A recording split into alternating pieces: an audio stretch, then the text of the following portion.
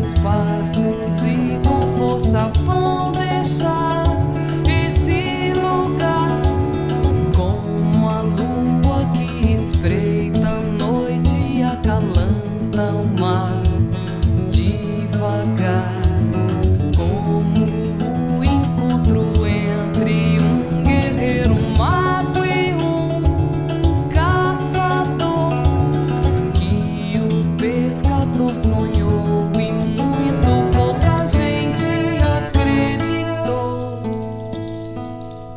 Dentro da mata vive um rei, cheio de vida e poder, mágoa, divino e sonhador, velho, guerreiro e caçador.